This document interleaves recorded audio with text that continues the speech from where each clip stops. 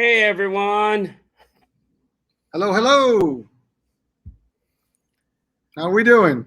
We're doing well. Another fine week. I cannot believe that we are probably almost out of the month of July in just another week. Where did this whole summer go? What's summer? I'm, I'm sorry. I was gonna wish you happy new year. I mean, soon we should be by for the holidays already. Exactly, right? Oh man, that's funny. But you know this, like everybody's complaining about.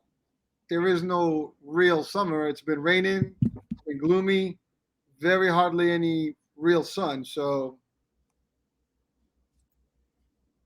How do you combat that, right? I don't know, man. It's one of those crazy things. Well, it is, and but we have no choice, right? We got a few more weeks of summer. Hopefully, we can have the better Well, weekends. well, we have choices. We can stay inside, hope the air conditioning works well, right? Treat that well. Make sure your air conditioner had a good checkup, because we're definitely putting it to a lot of use. I got to tell you that. Oh, it's kicking. We cannot live without it right now. I mean, it is hot. It's just not clearly summer look. I mean, it's gloomy, it's rainy, but it's muggy. It is what it is. Yeah, it's definitely interesting. So we missed you guys last week, and then we didn't film. I missed the show this week. It was a little crazy, but we had a really interesting show. We always have a good show. Last week we had an amazing show about synchronicities. Yeah, let's talk about it, man. What are they? Where do they come from? What do they mean? So I was, whenever I do these things, I always refer to my good friends, at Merriam-Webster, and I always like to give the definition right from the horse's mouth. So synchronicities, according to Merriam-Webster on their site, um, basically says a synchronicity is the quality or fact of being synchronous. Well, that's useless. The coincidental occurrence of events and especially psychic events such as similar thoughts in widely separated persons or a mental image of an unexpected event before it happens that seem related but are not explained by conventional mechanisms of causality used especially in psychology of Carl Gustav Jung. That's a lot of stuff. Yeah, well, that's kind of where it comes from, and there are many different types of synchronicities. But when we were talking about this, because we talked 7 days about this, there are so many different kinds of synchronicities. There are number synchronicities. There are people synchronicities. I mean, you think about somebody, and then all of a sudden that person calls you, like out of the blue. I've had those. You've had those, been there, done that. How about this, HH? I The last couple days I was seeing the number 911. I see that almost every day. I don't know why, but Okay, that's the so number one. so Whenever it's in on the clock, I always see it. I don't know why, but I okay, see it more than you think. okay. So if you see it once in a while, it's no big deal. But if you're seeing it, and it's not a bad thing. So 911. First of all, talk about why did they choose 911 to be the emergency number? I think that's probably the first question you want to ask. Well, in 1967, the AT&T and the FCC met to discuss the rapid introduction of a nationwide emergency number. In 1968, AT&T announced 911 as a nationwide emergency number. The 911 was chosen because it's easily remembered, and at the time, there were no area codes or office codes using it. So 911, when we think about it, we call 911 because we need help. So 911 is not a bad number. 911 is, if you will, an angel number. Now, what the heck is an angel number? Well, that's a great question. When you see 911, it's actually very positive. People said, "Oh, we see it. Oh, that means your life is ending." No. So each digit in the 911 means something. And so, if we were to take this back, what does the number 9 mean in, let's say, synchronicities? Because you have to see a 9 first. So 9 represents completion, inner wisdom, spiritual strength, and empathy. It lends to us about the connection with those around us and how we can tap into our knowledge to help others. What does 9-1 mean? So when you see the angel number 91, your angels are reminding you to remain positively focused and align yourself with divine success. Being one or more than 90, obviously. But it is an angel number. Now, when we see the number 911, that's pretty cool. It's a message that closely associated with new beginnings or experiences in a new part or stage of your life. So the 911 number will appear in your life if the universe is sending a message that, hey, part of your life's ending and we're getting ready to start another one. Just wanted to give you a heads up on that.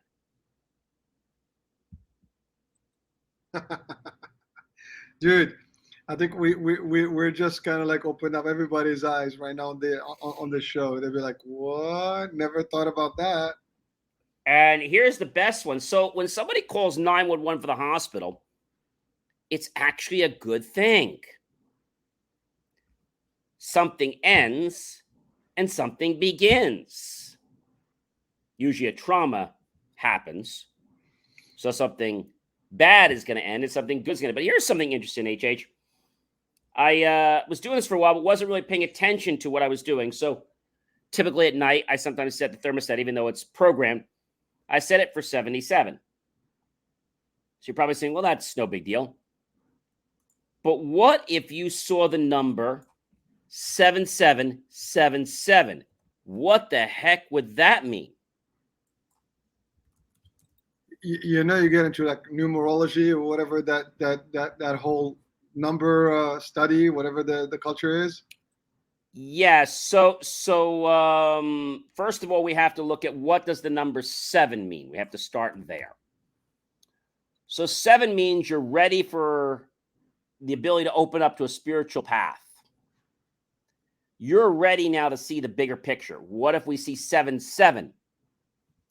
So that's inner wisdom, spiritual awakening. It's a sign from your guardian angels that new insights or understanding are going to enter your life. Now, what if you see the number 777? It's not a bad number. It's connected to the individual self.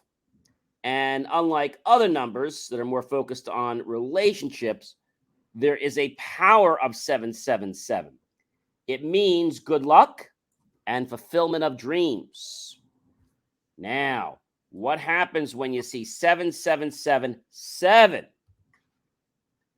Well, it means you're being asked to trust in your wisdom and keep persevering on your life path with a positive attitude. Well, so John, yeah, what if someone doesn't believe in number or in numbers, or if they have a different outlook about life? Because I mean, you're talking about angelic stuff, and not everybody kind of believes in that, right? So I get that. I guess what I would say to you is, if something happens in your life, even if you don't believe in it, but it keeps happening, how can you not believe? It's a good point. Right? I mean, it makes sense. I mean, the more you see things, I mean, seeing is believing, as we say, right? And you get more synchronicities in your life if you believe them and you're open to them. If you're not, they're going to just pass you by. So I'll give you an example. I was traveling, I think it was a few weeks ago. And you know what I saw on a license plate? Nope, no clue. License plate number 222. All right, 2222. I'm not sure. It means your mind is attuned to those numbers and more significance is about to occur in your life. The time has come for you to be more reflective. But here's the thing that really blew me away. I saw 777, an address 1777. I was like, no way. I went to pay a bill, and before the tax, my total was 1777. I was on the highway at a light. I look down and I see 1777 on a license plate. Coincidence? I think not. I don't believe in coincidences. I don't either. I was looking at my phone the other day, and the first that came to my mind is the first three buttons, 1, 2, 3. I said, okay, no big deal. I looked to the right, I'm like, oh, shoot. The candelabrum of my light, there's 3 poles. And as I did that, I'm like, wow, I just held out 3 fingers. So now you might be asking, what does 3 mean in angel numbers? Well, 3 is linked to creativity and innovative thinking. 333 means something else. It encourages you to set plans in action and let your personal strength be the guide and trust yourself more because optimism is ready to prevail. So the thing that was very interesting about this week when we decided to do synchronicities is I feel a lot of people look for synchronicities, don't. When you don't look for them and you notice them, that's when they're truly a synchronicity. If I know that my thermostat's going to do 7777, so I'm not going to even go over there, go look at the thermostat. If I happen to change the temperature and I notice it, that's a different story. You could get this on addresses. You could get this on a phone number you're calling. I was calling somebody before and their number started out 777. I'm like, oh my gosh.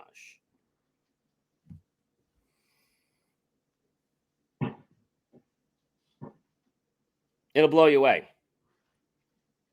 It did. So synchronicities are all around us. Well, so question. Yeah. There is that devil's number, or what they refer to as 666. Yeah, so that's a very good question. Is 666 a devil number or an angel number? And that's a great question. So in a lot of cultures, 666 has been associated with Antichrist, devil, etc. But there is a true meaning of 666, which nobody wants you to know. If you see 666, it's not bad. Put your heart first and chase your relationships. 6 energy is associated with beauty, and the number cultivates us to have our own space, to have life that we can manifest our dreams. If you see 666 in terms of finances, this means a change is about to occur. Now, it could be a change for good. A good one. What's that? I said, hopefully a good one, man. A good change. Hopefully, yeah. I mean, it usually, yes. So in Chinese, 666 means good luck or job well done.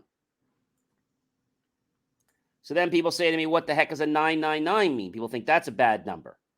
999 means completion. We talked about that from 911. But now you're like triple complete. You know you're complete. Well, you talked about some cultures, right? But if you think about, like, let's say in the Chinese culture, number 13 is taboo. Right. For example, you go to a building, there's no 13th floor, or they just bypass the number. So it depends on the culture. That is a pretty interesting, I guess, outlook to things, right? There was one elevator I was on, and I thought it was 13. Do you know what the number for the floor was? Penthouse. Not 13. So take it up to not 13 and then come down to 1. I thought No, that was a little bizarre. wait. It said not 13. It said not 13. And when they couldn't fit not 13, it said N13. Okay, I buy it, man. It's possible. I mean, some people that are loading weapons don't want to put a 13th bullet in. Is that a bad omen or something? They'll put 14, but they don't want to leave just 13. If you put 13 the fourth one, it's okay. But if you just leave 13 in, I don't want to put the 13th one in. Even if that 13th bullet might have saved my life, I'm only going to put 12 in. Right, but that's superstition. I mean, that's like Right. I don't follow it, but that's one of those 13 rules. Then you had the baker's dozen of 13, right? Baker's dozen is 13. So what does that mean? You got to throw out the extra 2 donuts because they're no good? I'll take them. Throw them in a bonus, baby. So I think numbers are important, regardless of whether they're numbers, whether they're people. And I said this to you before, nothing happens in our world for no reason. Now, people may disagree with us on that. You could be on the road, and all of a sudden, you could be stopped at a traffic light. I'm like, well, no, not every time, but I might have stopped at a traffic light, and I was like, oh, why'd that happen? There's got to be a reason. It was an accident half a mile down the road. And so by me stopping at the traffic light prevented me from going through all that muck, and I went around a different way.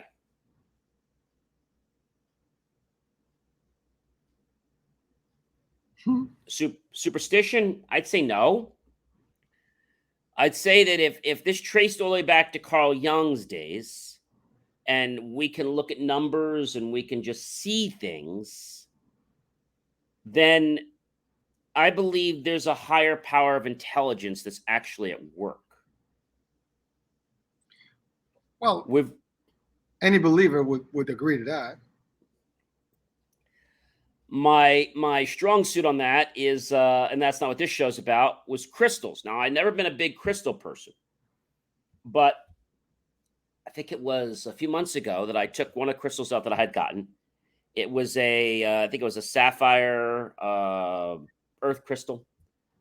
And I held it in my hand. And then I put it under my pillow. And every night I slept with that crystal, I had a dream. That crystal radiates energy. Well, that's something I can't prove, but something that happens every single time that crystal is near me. Well, so I get the synchronicity, concept, right? But there is other things at play. You got frequencies, right? Yes. Energy. Those are all real things that are happening. That's why I brought the crystals in, because of the frequency and the energy from the crystals. Well, we're connected. I mean, that's the other part. I mean, we tend to believe that we're not the same. We tend to believe we have differences in a lot of things. But the reality of things, everybody's connected somehow. This whole world, if you go to quantum physics, I mean... I was just going to go there. Okay. Yeah, so let's go there, baby. So quantum physics has a lot of different things. Without getting into all of them, there is something called the quantum experiment. You might know of it, the quantum experiment. It's called the double slit experiment. You ever hear of it before? I can't say I did. All right, so it's really simple. So there is basically an electron gun that has a beam. And there's a beam and there is a double slit. Okay. Hmm. And there's a screen. Okay. And when the electrons travel through that slit, are they a wave or a particle? Good question. Okay, so a wave would be like this. A particle would be solid, right? Hmm. So Thomas Young in 1801 demonstrated the wave behavior of visible light. At the time, it was thought that light was of either waves or particles. And the beginning of the modern physics era was born. About 100 years later, he concluded and scratched his head that light, in fact, shows behavior of both waves and a particle. In 1927, Davison and Germer demonstrated that electrons show the same behavior, which I think is really, really interesting that this can happen, because when I say that they demonstrate the same behavior, will confuse somebody that later could be explained in atoms and molecules. So Tom Young's experiment with the light was a part of a classical physics project, as you would imagine. And before we even had quantum physics and quantum mechanics, the concept of the wave and the particle duality took center stage. He said he could demonstrate that, I think it was Christian Huygens' wave theory of light was correct. And the experiment is sometimes referred to as Young's experiment or Young's slits. The experiment was part of the general class of the double path experiment, in which the wave is split into two separate waves. The wave is made of many photons and also referred to as a wave front, not to be confused with wave properties or individual photons. So changes in the path length of both the wave's result and the phasing shift create an interference pattern. Another version of this, by I think it was Max Zehndler, used an interferometer, which split the beam with a beam splitter. In the basic version of the experiment, the light source, such as the beam, illuminate a plate pierced by two parallel slits, and the light passes slits is observed on a screen behind the plate. Pretty simple. The wave nature of light causes the light waves passing through the two slits to interfere, producing bright and dark bands on the screen. Pretty easy. As a result, that's what we'd expect if light consisted of classical particles. However, light is always found to be absorbed at the screen at discrete points. So this didn't make sense. The interference pattern via the density on the particles should have changed. And what we concluded was that when it passed the detectors after the slits, the detected photon passed through one slit, as would a classical particle, and not through both slits. So this got us to thinking that if we observe it, it behaves one way. If we don't observe it, it behaves another way. So the thing about this is that the double slit experiment and the variations became a classic for the clarity in expressing central puzzles of quantum mechanics. And it demonstrated the fundamental limitation of the ability of an observer to predict results. So when we observe it, it comes out one way. When we don't observe it, it's another way. Well, it doesn't introduce the idea of consciousness. It is not just ad hoc. It is happening because there's intent there. There's action. Does it function as a wave, or does it function as a particle? And this gets us back into, you might have heard the, I think it was the Global World Conscious Project. You've ever heard about it? Mm-mm. All right. Well, the Global World Conscious Project, I should say, is a group of individuals that sat in a room, and there were several individuals around the world. And they sat in the rooms at certain times, and they closed their eyes and they meditated and they focused on positive behavior, because what their goal was to reduce crime in certain cities. And you know what? It worked. But here's the astounding thing. They took the same concept, and in one part of the world had all these little, let's say, relays clicking, doing zeros and ones, back and forth, click one, click one. And so what they wanted to do was see if they could affect the emission of these little clickers. And guess what? They were able to send more ones and other times send more zeros if they wanted to. That blows me away.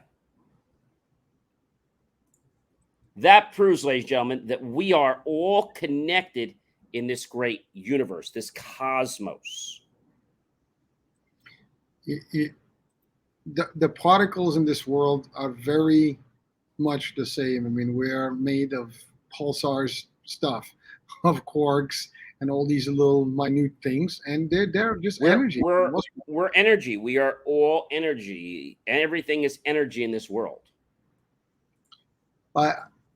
It's funny because I've always stated this, which is true fact that I was, taught and I believe in, is that in physics, we know that 99% of everything is empty. I mean, between electrons and protons and all that space is just, emptiness. Yet we still see a physical world, which is now going to like the matrix concept and the binary codes, and we can go into like, programming and all the other stuff, which can get a little bit of a twist to somebody's mind. And we don't want to go there, but that's reality. That's actually true. I mean, if you look into it that way, from a religious aspect or from a science aspect, it actually coincides if you deep dive into it. So in order to understand this, there are 7 states of consciousness in our life. We have our awake state, we have our dream state, we have our sleeping state, we have our transcendental consciousness, our cosmic consciousness, our creator or God consciousness, and our unity consciousness. Well, so I'm going to go ahead. No, go ahead. Well, I was going to throw in a little monkey wrench, and sure. that is, we are talking right now. People are watching right now. Now, is this a dream or is this reality?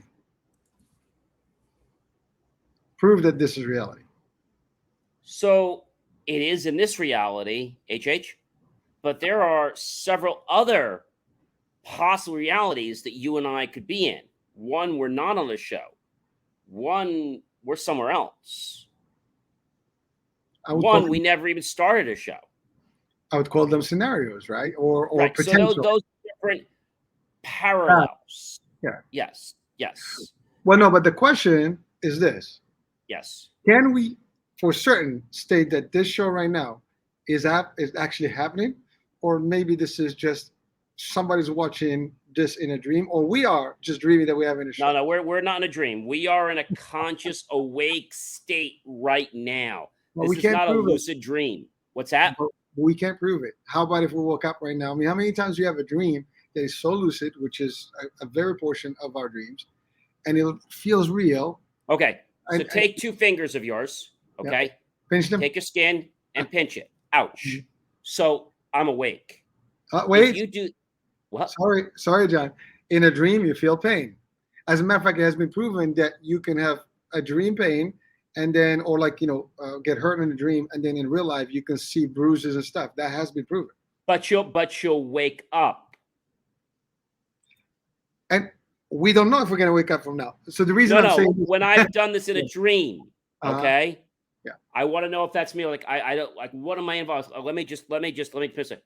I was in a dream. Yes, but you know how many dreams you actually feel that you wake up in a dream, but you're still dreaming. It happens. But the reason I'm saying this, by the way, we're not dreaming right now. But the reality is, you don't know. I mean, if this is the real world, Are we really dreaming? Is this happening right now or not? It is still part of what the perceptions are. It is our perception in this realm. And you're right. Could there be us in a different world right now? Technically, it can. I think there is. In an alternate reality. Well, I believe that. So if you ask me personally, my personal belief is I believe that this world already is not here, and we already. As a matter of fact, if you are any religious, person, and I'm talking about predominant religions, right? So whether Judaism, Christianity, or Islam, you would realize that in the prophecies, or at least in the way that the textbooks are talking, they're talking almost in the past in some events. And when they talk about the hereafter, it talks about the past, like it already happened. So if you look at it that way, I mean, it does create the opportunity to understand potentially that we are maybe reviewing our movie, or we were reviewing the opportunity or the illusion. Exactly. I mean, guys, by the way, we're throwing a little bit. That's why I said a monkey wrench. This is where you get your mind twisted, because there is a book I actually read, and it stood by me, it's a very deep concept. Matter, the other name for illusion. Really, that's the name of the book. And that book, when you deep dive and into how the matter did that get on our show? Just kidding. You started with energy, so now we're talking particles, waves, energy, and matter. And so there's matter and there's antimatter. There's all these things. And again, at the end of the day, when you think about it, like, we are energy. So that means that we're really physical, or are we energy based? We're energy based inside a shell. Right. Well, so is the shell? So here's the thing: if you're perceiving the word, we're going to get it, very philosophical here, and really in the quantum realm here. So if we are literally experiencing this world through our senses, right? And typically, we only experience the world through our senses. You see, you hear, you smell, you taste, you touch, right? So these and also our proprioception. Can't forget about that. Fair enough. But the key here is, let's say, if you close your eyes, you close your ears, okay, you close your mouth, you go everything, you technically are not in touch with anything. You can't see. You can. Here's a good question: what if everything was the same color? So think about it. Everything, you, me, the world, everything is the same color. We cannot differentiate. I'm talking about like we just one, smudge of one, flavor. We cannot even differentiate the stuff. If you didn't, for example, just have one color in the world, you can't differentiate things. You wouldn't. Let's say if you're in a dark room, right, and there's zero light, you can't see anything. Well, so if we were one color, we will just merge in. I cannot see where you start, where I end, and so on and so forth. These are real things. When you start asking those questions, start like get deep dive into them, you go crazy. If you have a visor, I mean, I'm sure you've experienced a 4D experience, right? Where you get a visor, you get some senses, or you can get one of those rides where you can get the whole elements working, right? You get the wind, you get stuff, and like a simulator type of thing, or visor, like, a virtual, thing. You can really feel the whole thing. I mean, someone punches you, you're like, do this. I mean, think about it. This is happening to everybody watching and listening. You're driving in a vehicle. Something comes at you at the, in the windshield. You just flinch, right? Something comes at you. You always do that. Yeah, even on TV. When we do 3D, you go to a 3D movie, and they throw something. Everybody that does this, like, or they just like, try to talk, right? That's because you're experiencing that, in that it's not real, but it's happening. Well, so what if the reality that we're looking at right now is that perceived through this avatar? So let's assume this is your avatar in a super matrix called life. Mm-hmm. And then your true self, which is the ghost in the machine, as the Greeks would have referred to it back in the days, is your soul, or your true being actually exposed to the world as an experiment. And based on the different scenarios in this world, you wind up in one way or the other. When you dream, you cannot potentially know your destination. You cannot pick the time. You probably speak different languages, especially in a lucid dream. So it's very difficult to differentiate the reality versus not reality. We refer to it as reality. And by the way, the answer to the first question is this a dream or not? The reason we think it's not a dream is we come back to the same recurrent event. So you wake up in the morning, you see a familiar room, you see your spouse, your significant other, your kids, whatever, you'll realize you're still in this world. But if that reality changes, you're not going to know the difference. And that's where this is more complex than we can imagine. This is a show, we're just having fun with it, but these are real concepts that are actually being literally studied. There's so much stuff that we don't understand, and the realm of energy and physics and quantum physics is beyond us. I mean, you're talking about time travel. Can it happen? Can it really be? It could. Talking about teleportation. Can it be? It could. Now, although time is linear and you can't go back in time, can you potentially go to the future? You might not. We don't have that answer. Can you teleport things? They've teleported things already in small particles. They just haven't been able to teleport big things yet.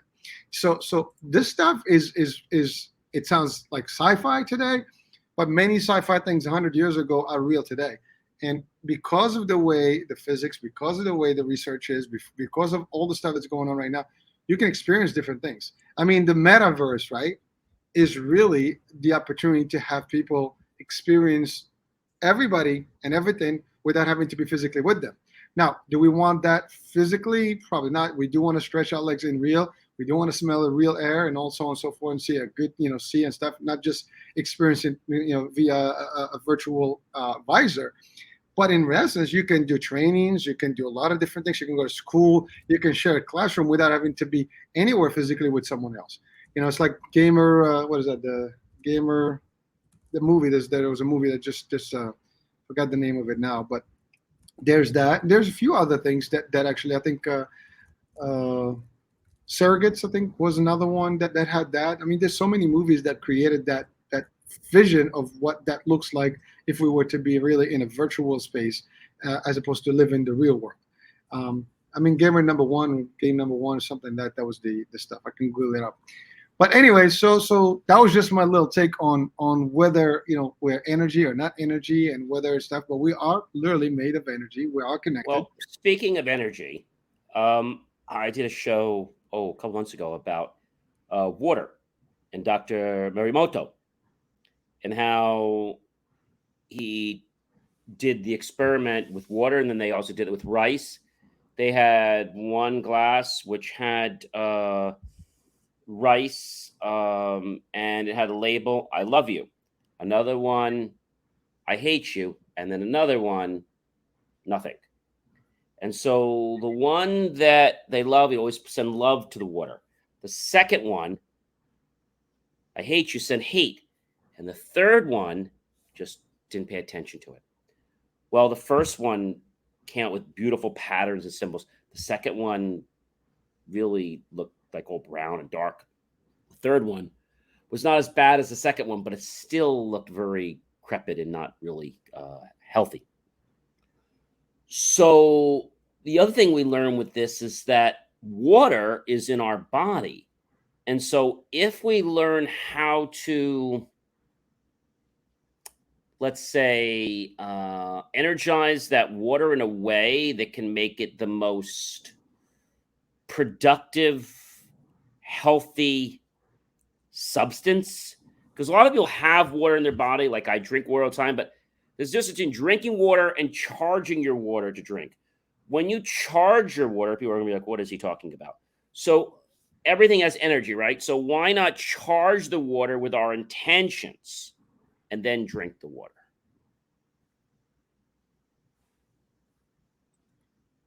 John, I think you throw off people right now. I mean, charging them, plugging the water somewhere, or just no. Let me explain. I'm just joking. I got it. So by charging, I mean that you're typically taking your hands, you're rubbing them, you're putting all your intention, you're holding that bottle, and you're pushing that into the bottle, then you're putting a label on it, and then you're drinking the water as that charge that you put in. A charge not from a plug, but a charge from your body. Oh, well, no, dude, by the way, some people refer to that as prayer, right? So there is prayer, but this is a little different. Prayer would just be praying on it, but charging it, just like you charge the crystals, is a little bit above prayer. So you can pray and bless them, but charging is taking your energy. I'm also a Reiki level 2 master. So taking your energy and putting it into something can do amazing things. By charging your water and drinking it, you can heal yourself.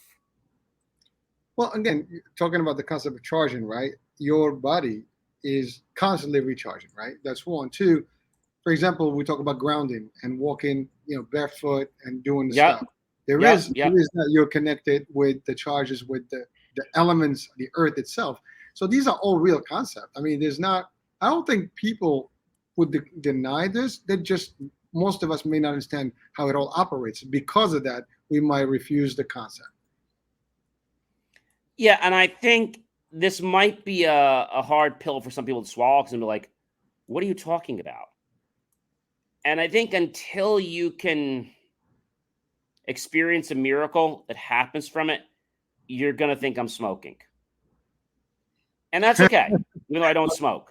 Depends what you're smoking, man. Some stuff is potentially harmful. I don't smoke anything. So Okay, my point is that, the body operates on frequency. And I have a whole other thing, but I'm not going to get it today. It's all about music and frequency. I'll cover that next week. But the point is that if we have certain things that our body likes, such as water, such as frequency, it just kind of flows so easy. And the brain likes easy. The brain doesn't like things complicated. Even though we can get very complicated and sophisticated with concepts and ideas, the brain likes to play. The brain doesn't want to be stressed, nor does the body. Well, so John, you talked about I don't smoke anything. I'm gonna do a quick transition here. I have a problem. Okay. And I want to address it today. Sure. My problem is, what is it with vaping? Okay. I really believe that's a new pandemic. I mean, people are literally walking with their vape in their hand, and they're Well, you know what I noticed? I was it was a couple of years ago, before the pandemic even had visited us, and this kid was there, and I saw this charger by the computer. Was sitting there. I was like, wonder what the heck he's charging. Like, does he have an eye? Like, what is he charging? I didn't see. And it was a USB. And I was like, I wonder what the heck he's charging. So, I think it was lunchtime or something, and he went to go to the restroom, came right back. He was going to go to lunch, but this thing was plugged into it. It was a vape, and the reason I think people are doing vapes is they think it's safer. It's not. It's worse. They also feel that I can sneak a quick drag, a quick puff.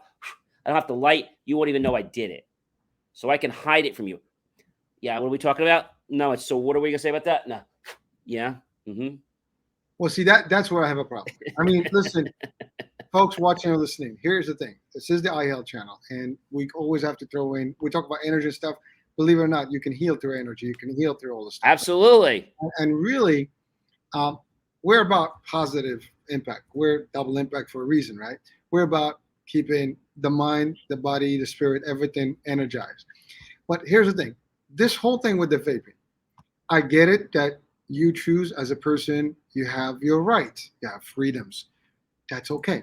But when you do that, and you do it where you are not caring about other people around you, this is the same thing when secondhand smoking was a big deal. Exactly. There's no difference. As a matter of fact, I think one of those puffers has more nicotine and stuff in it than actually a pack of cigarette. So, and we can I'm going to bring the experts to this discussion. Trust me, folks, we will have someone. And I got to tell you, they have a whole marketing BS about this, saying that vaping is less harmful. Oh, okay. Now listen to this. They say it's less harmful, but it's still not safe. Now, here's the thing. When we term less harmful, let me just be clear about this. If smoking was I'm just going to use a number, 100% harmful to your health. Vaping, okay, just so you guys can see the perspective, is 99% or 98% bad for you. It's still bad. So it might be a 0.%, but it's not a big difference. John, even if it was 10% only and 90% safer, 10% harmful is still harmful. That's 10%. That's well, they said harmful. Not to be confused. It still has some harmful effects. Well, that's okay. So again, And the big thing they're trying to go after, HH, is that, see, regular tobacco contains 7,000 chemicals. I don't care how many chemicals it contains. It's still bad for you. You want to smoke on something that's earth friendly? Great. Blow your lungs out? Great. But like, it's still bad for you. And the other thing too is that people vape more like a casual drug. You know, I was at a meeting the other day and talking with somebody, and it was an executive, and he said, "Excuse me a second," like he had to go get a glass of water or something. And that was my problem, HH. He was treating it like a glass of water. And now you have these stores, HH, popping up all over the place. Well, here's my problem. It's the kids. Absolutely. My problem is not so much if you're an adult and you're making the decision, I get it. But these kids, they walk, this is my mouse. This is it.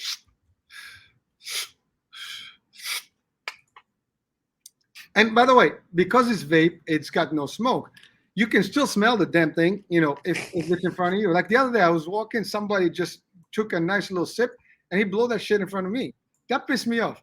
Now, I imagine. you want to do that to your health? I'm cool with that. That's your health. In 5 years, we'll check you out again and see if you're still standing. But don't do that to me.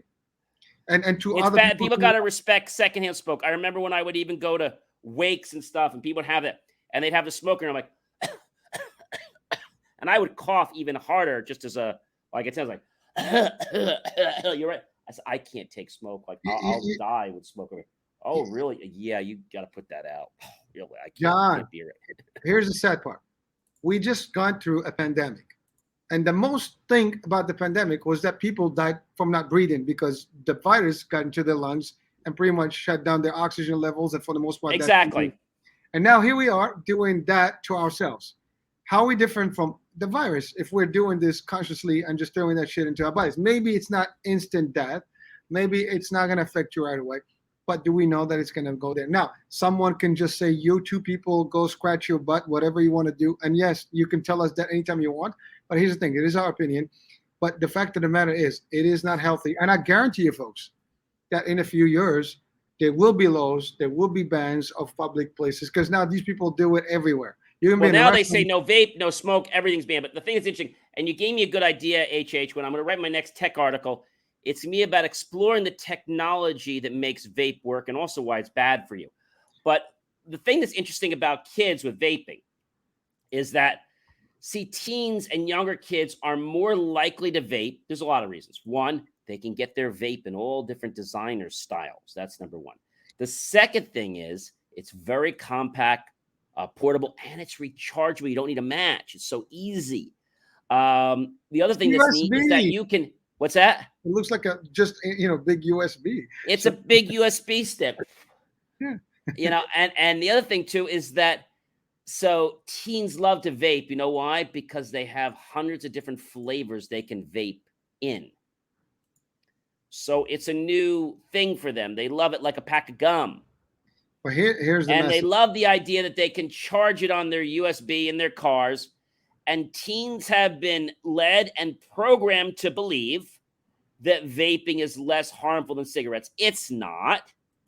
And the same thing that happened with cigarettes, which we saw, and I didn't tell you guys this, but there's a personal reason I don't smoke. Also, I know it's bad for me.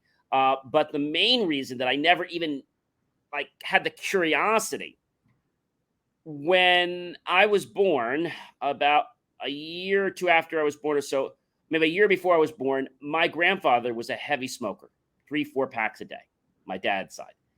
And he gave it up about 4 years before I was born because he didn't want to be smoking or anywhere around me smoking, which was really good of him. Unfortunately, he did the damage, HH. It was, I believe I was in second grade. And my grandfather was rushed to the hospital. It was a couple days before Thanksgiving. And I remember going there, and I said to my grandmother when it was finally Thanksgiving Eve, I was like, "Can I go see Grandpa?" She's, "Oh no," she's like, "You can't go see him right now. Maybe later." Okay. My parents are like, you really should go. I said, "No, no, no. Grandpa's busy right now. He's having dinner. You could talk to him later." So I'm sitting down in the waiting room, and my grandparents and my grandmother and my parents come down, and I say, "Can I see Grandpa?" He says, "Oh, he left." I said, "Well, that's okay." I said, "I'll wait till he comes back."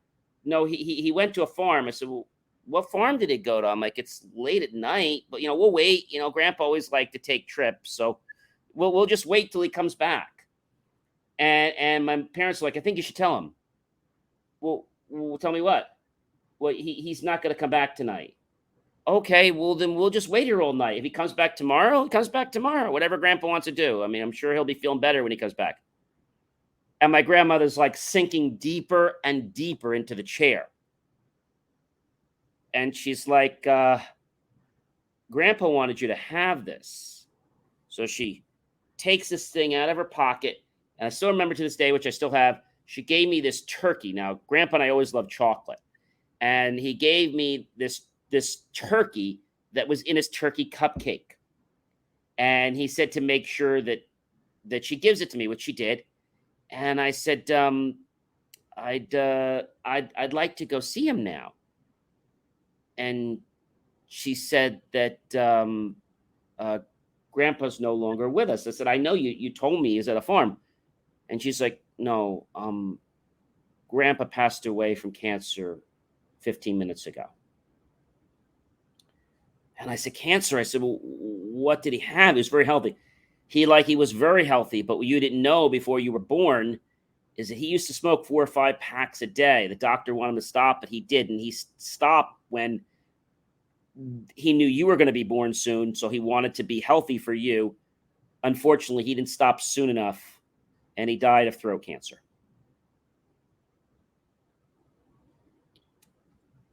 And what's that? Sorry to hear that. But by the way, I lost a very dear uncle to the same exact thing. I mean, that was it was literally was my favorite uncle. And, I was too close to him. And he was also a heavy smoker. And then he did get a throat cancer. He had the machine, like eventually had a speaker, all that. He didn't have that. He didn't get that yet because he stopped before, but apparently it had attacked the larynx, which is a pretty big problem. And because he was managing it. But after that, I said, no price, no money, no anything is worth me sacrificing my life. And that's when I made the choice. Nothing bad for my health. No smoking, no drugs. I want to have a drink sometime, fine, but I'm not going to be a drinker. And it just motivated me that I want to live as long as I can live. And I want to take care of my body. And in the past few years, I think you guys know, I was 250 pounds. I went through 7 trainers about, 3 or 4 years ago.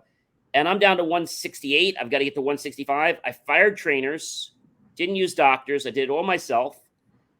And I don't exercise 24/7. I do some exercises. I use science. I use an app. I do my planks. But I did this with the premise of first not losing weight. I did this with the premise that every time I got in my car, my stupid iPhone would get knocked off in the car. And I'm like, I just got to lose that tiny bit so my phone doesn't flop off me. That's all I want to do. I don't care if I weigh over. I just want to just get rid of that little bit so that I don't have the phone flopping on me. And I said, well, let me start by improving my core. Maybe that'll help me. And in 6 months later, I'm like, oh, wow, I lost some weight. Your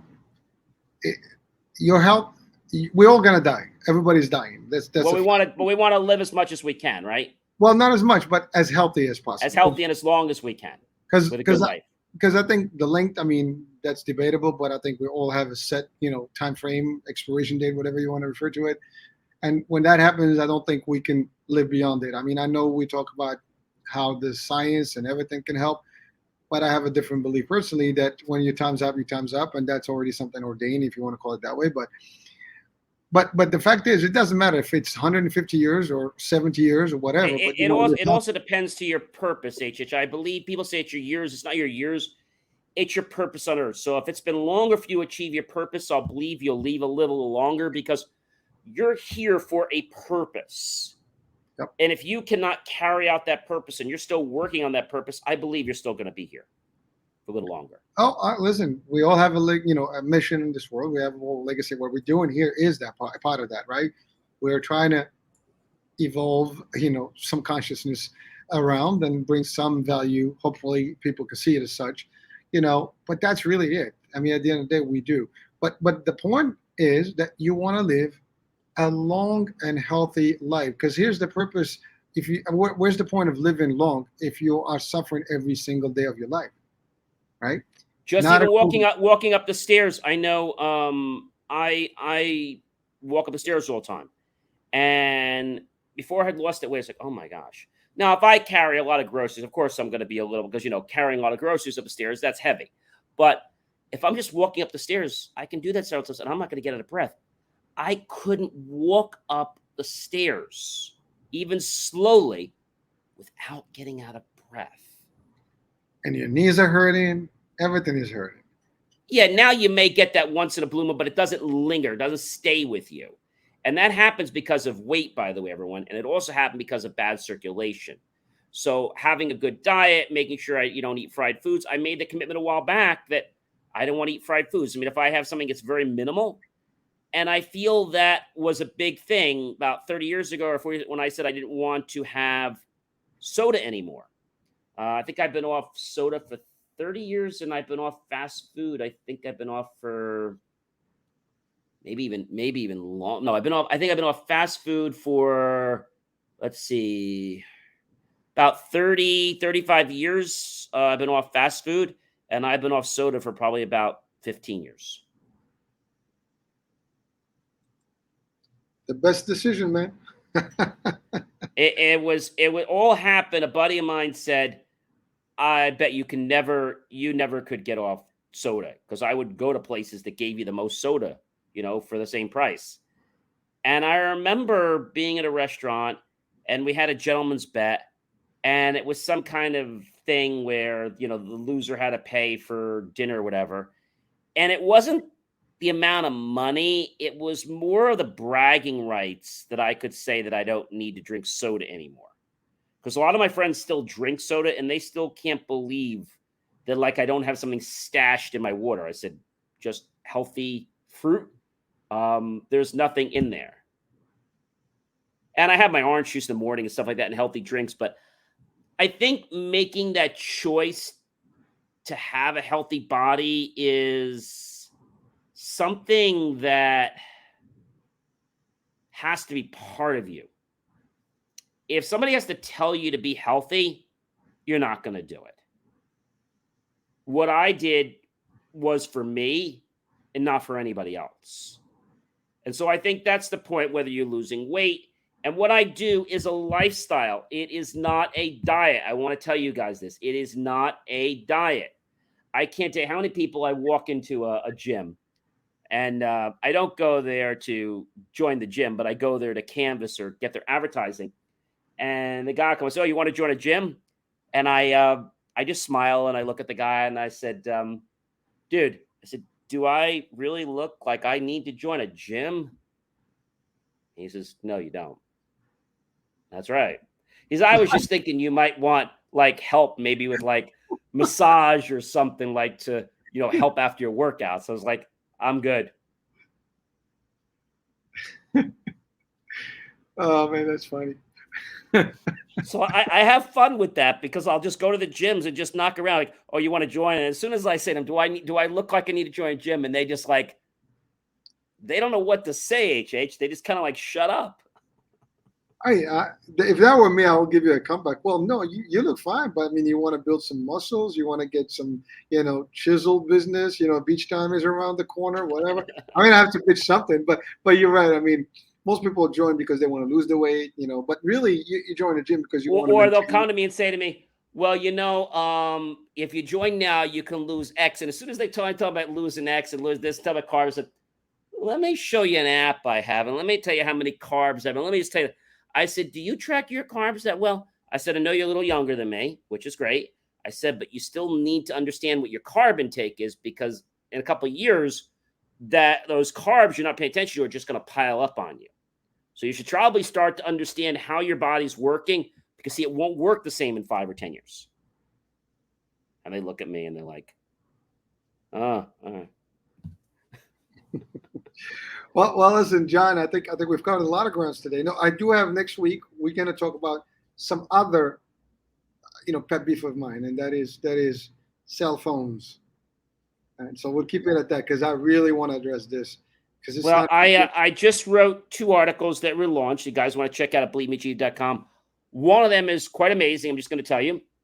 The one article that I wrote is all about the one is actually about the what's happened in what's happened in a certain industry. And the one industry I'm talking about is film and theater. And the title is The AI Plot Thickens as Actors Fight for Their Control Over Their Digital Replicas. And my second one I just published is How and Why Does Music Change Our Mood? And with that, we're going to talk next week about the different types of music and literally how choosing the right music can dramatically affect your performance. Well, so hold that thought. I love that. So we have a few things to catch up next week with.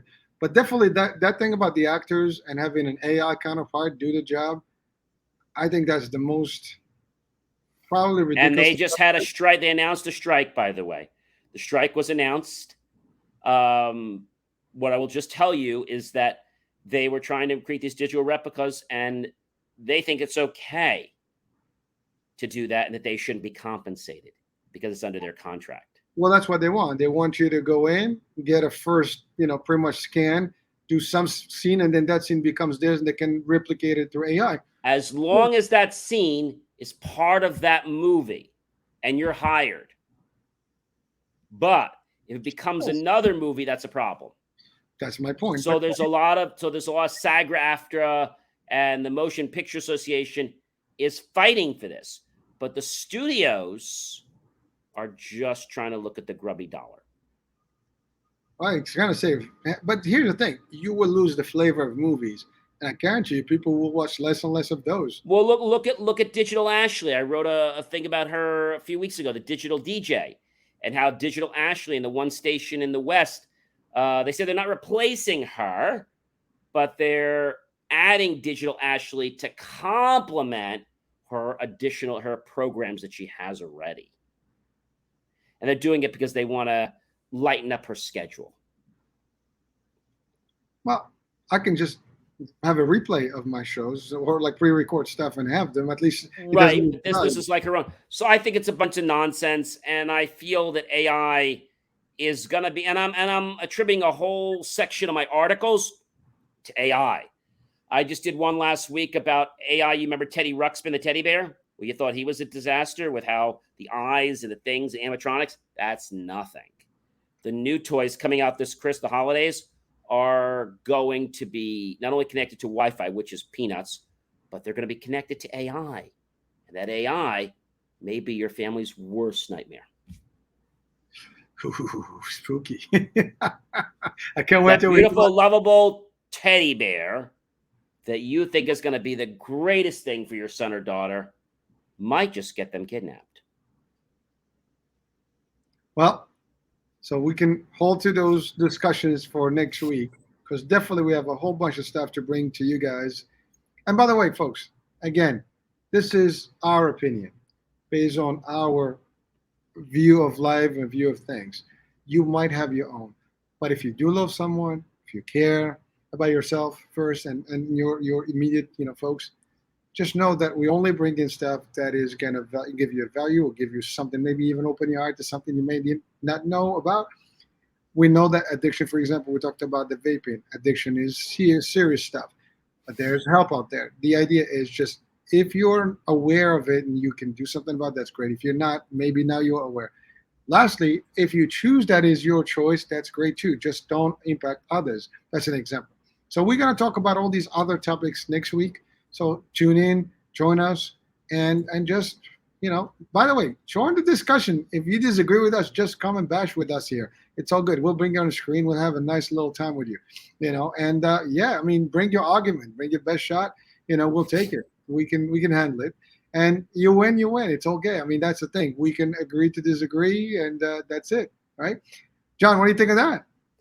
I think it's great. I think people need to start realizing that most of the media we see out there is brainwashing them. So we give people the raw truth. They may not want to hear it, but we tell people what is happening, and they can make the choice of whether they want to buy into it or not, because so many people just give you the wrapper, where we actually unwrap the candy and we give you the candy and we open the candy and we show you what's inside the candy, and you can decide if you still want to eat the candy.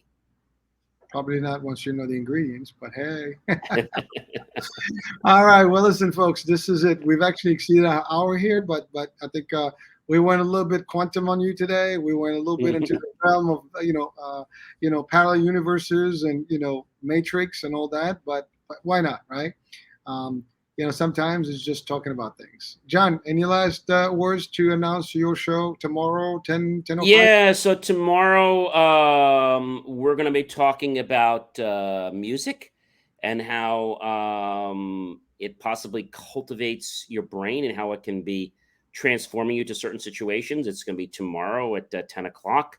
You can go to believemeachieve.com for more information on how to tune in and stuff like that. And I do have a show coming out later tonight. And every day I have my short show, which you guys know, Inspirations for Your Life.